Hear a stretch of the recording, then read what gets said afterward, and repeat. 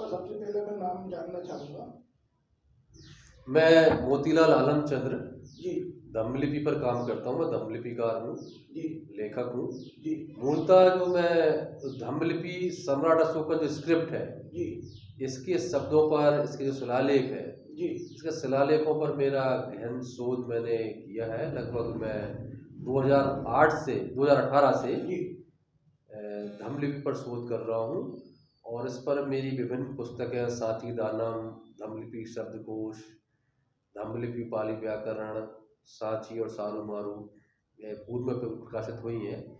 अभी वर्तमान में साची दानम का जो तृतीय संस्करण हम लेके आ रहे हैं और तृतीय संस्करण इसमें शिलालेख के छाया चित्र सहित उसमें शिलालेख होंगे, धम्मलिपि में शिलालेख होंगे, अंग्रेजी में ट्रांसक्रिप्ट और ट्रांसलेशन होगा और हिंदी में उसका प्रतिलिपि उसकी और उसका अनुवाद होगा।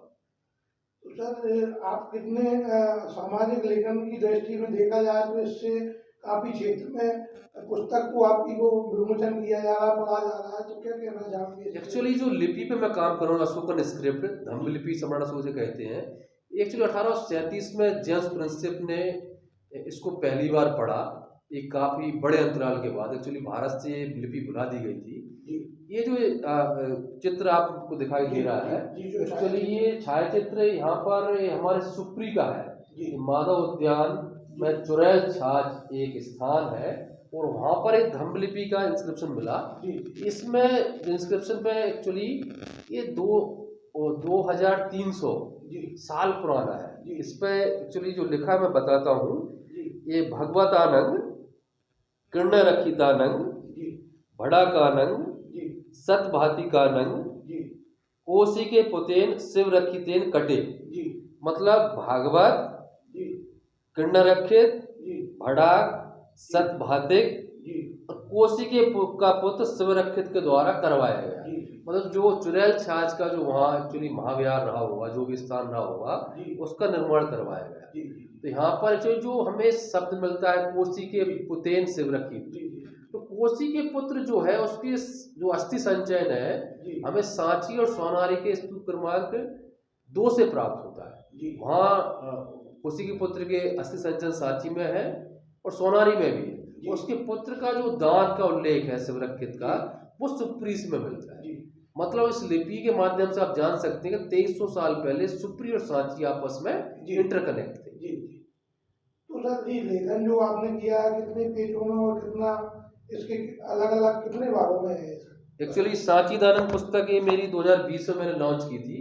इसमें भारतवर्ष में इसके पाठक हैं। अब इस पुस्तक को हमने 150 पेज की किताब थी, 740 पेज की पुस्तक अभी प्रकाशित हो रही है। लगभग फरवरी के 15 फरवरी तक बाजार में आ जाएगी।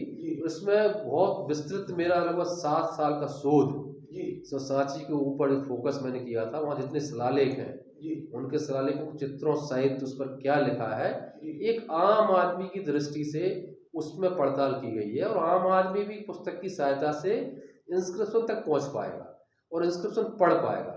एक्चुअली अभी तक कोई सी पुस्तक नहीं थी कि सांची के शिलालेख तक व्यक्ति पहुंच सके। उस पर बारीकी से अध्ययन किया गया, उसके नंबर सहित, उस पर चित्र सहित आपको देखने को मिलेगा। तो एक आम आदमी सांची जाएगा, पुस्तक के माध्यम से वहाँ शिलालेख को स्वयं पढ़ सकेगा।